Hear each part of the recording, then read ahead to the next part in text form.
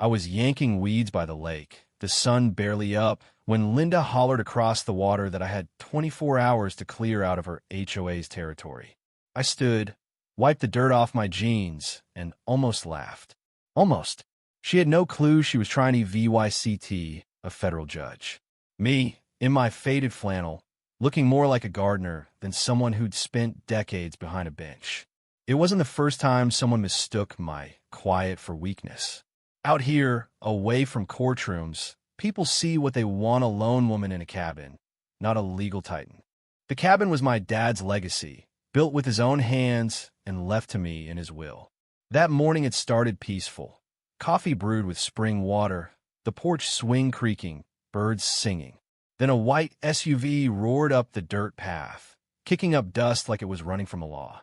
Linda stepped out, shoulder pads, sunglasses at dawn, clutching a clipboard like it was her lifeline. She didn't knock. She just stood in my yard, cleared her throat like she was addressing Congress, and announced my property VYOLAT HOA rules.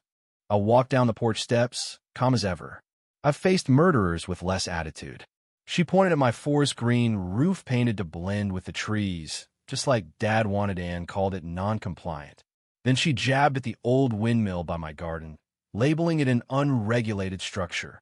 I nodded, saying little, which only made her fidget. She was used to instant obedience. When she handed me an EVY tie-in notice, printed on flimsy paper with a tacky logo, I realized she wasn't joking. She claimed the HOA had expanded and my land was now theirs. Who decided that? I asked. She smirked. The board. I pressed. Who's on the board? Her grin widened.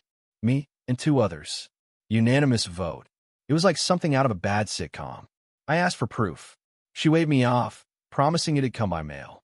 That night, an envelope was taped to my door, stuffed with nonsense rules and fake fines.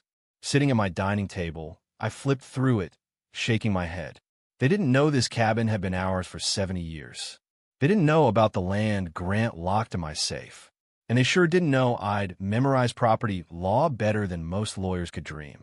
The next day, I walked my land, spotting new stakes in neon tape they'd slapped on my trees, one even driven into a trunk I planted with Dad when I was a kid. This wasn't funny anymore. It was war. I called my neighbor, Tom, a kind widower across the way. He sighed, saying Linda had been ranting about reclaiming land for the community. She'd roped in some folks near the main road, her tennis buddies. Most Lido form her board. They didn't own a speck of my land, but were drunk on her promises of order. Tom said she'd printed lakefront enhancement chair on T-shirts. I didn't sleep that night. In Dad's old study, I dug through file boxes, pulling out the deed, parcel map, mineral rights, and a 1992 county letter exempting us from annexation. I had enough to bury her, but I wanted her to dig deeper before I dropped the hammer.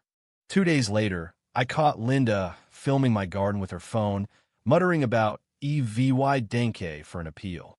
I waved, saying she could film anything not on my land. This is HOA property, she snapped like a robot. Ma'am, I said, this is federal land, deeded to me. You're trespassing. She laughed, as if I'd said the sky was purple, and stormed off. I called an old colleague at a federal oversight office, asking for some maps and files. He chuckled. Your neighbors still don't know who you are. I glanced at the new HOA sign off the trail. Not yet, I said, but they will. Linda didn't waste time. By morning, she'd planted a garish sign: Lakefront Estates, HOA, active 19 red paint, like a crime scene warning. She stood by it, arms crossed, sunglasses on despite the clouds, directing two guys to string up fake caution tape. One looked skeptical, the other just smirked. I watched from my porch, coffee in hand, letting her play her game. Later, a rusted truck pulled up Joe, a retired forest ranger. He asked about the tape. Linda strutted over, her badge swinging, and told him the trail was now private HOA land, hiking banned. Joe looked stunned. I called out I'd send him my property map. Linda's glare could have melted steel. That afternoon, Tom called. Linda was holding an emergency board meeting under a gazebo, complete with folding chairs and a coffee urn. Through binoculars, I saw 6 people nodding as she waved her clipboard like a scepter. They clapped. Someone handed her flowers. I bit my lip to keep from laughing. The next day, a formal notice arrived, listing rules about noise, trash cans, even my hammock. I marveled at the Nervino legal seals, just Linda's name in bold. I started a binder, dates, photos, witness names, every scrap of her nonsense. I'd seen cases collapse over missing timestamps. Linda didn't know she was building my case for me. Then came the gravel incident. Linda had a company dump stone on a lot near the trail, claiming it was for VY side parking. Problem was, it was forestry land, partly mine. I asked the workers for permits. They pointed to Linda, lounging in a lawn chair. I asked her for proof. She scoffed, saying I should thank her. I warned her about NVY environmental codes. You people and your imaginary lines, she sneered, while VYing the workers on.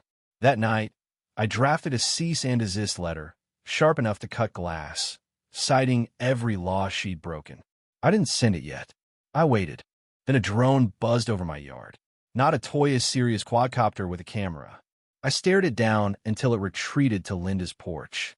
Hours later, she emailed neighbors, whining about my unsightly compost bins, attaching grainy drone photos. I forwarded it to a federal privacy contact and added it to my file. This wasn't just about land anymore. It was about boundaries, hers, mine, and how far she'd push before I pushed back. Linda got bolder. She paced my fence with a measuring wheel, wearing a property compliance vest, snapping photos. I logged every move. Another letter arrived, finding me due $5,000 for my garden's wooden fence built by Dad decades ago. I tucked in my binder, recalling a Nevada case where I'd crushed an HOA for bullying a rancher. That clarity fueled me as I stared at Linda's latest sign, now decked with Christmas lights.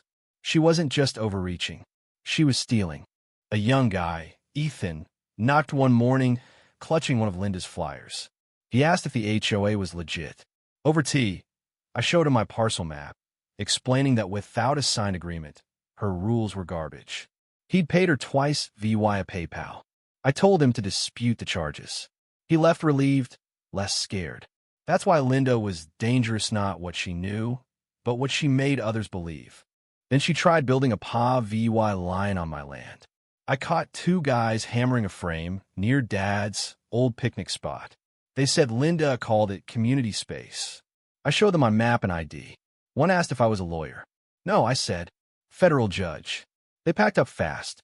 That night, I wrote my cease and desist letter, citing trespassing, fraud, and fake jurisdiction. I walked it to Linda's house. She opened the door in a president t-shirt, laughing when I handed it to her. You don't get how this works, she sneered. I've got the board. I make the rules. She slammed the door. I walked home calm. I'd seen that arrogance in court. It always fell. I called the county zoning office and a DOJ colleague, mailing them my EVY Denke. The county's Denise called back, alarmed. Linda's actions might violate federal law. I sent everything. Photos, drone shots, PayPal records. Meanwhile, I drove to the assessor's office with Dad's land grant. The clerk, Paul, confirmed no HOA expansion was filed. Linda's group wasn't even registered. I left with certified maps and spotted her flyer on a bulletin board, listing me as an HOA supporter. That snapped something in me. This was slander. I delivered a second cease and desist to the VY Lion crew, flashing my ID. They stopped cold. Linda stormed my porch with a legal ad VY sayer, a smug guy in khakis. She waved fake documents. I pointed out they weren't binding. She tried to push past me. I blocked her, threatening a sheriff's call. She backed off, fuming. Denise called again. They'd opened a case. An investigator, Carla, came documenting every stake and sign. She called Linda's scheme the worst case of fake authority she'd seen. I agreed to testify. A month later, a courier brought a federal summons. Linda was sued for fraud, harassment, and illegal annexation. In court, her confidence cracked. Her attorney fumbled. She had no records. I presented my maps, grants, and emails. The judge asked about her PayPal. She stammered. He ruled her HOA non-existent, ordered refunds, and referred her for fraud investigation. Linda stood, defeated, finally knowing who I was. The county cleared her signs and stakes. Neighbors thanked me with cookies and notes. Tom admitted he'd ignored Linda's antics, embarrassed. A new, legal community group formed. I considered registering my land as a heritage site, safe forever. Linda faced criminal probes. I spoke to a law class about authorities' misuse, emphasizing courage. One evening, standing by the lake, I felt peace. The land was mine again, quiet, freehold. What would you have done against Linda's tyranny?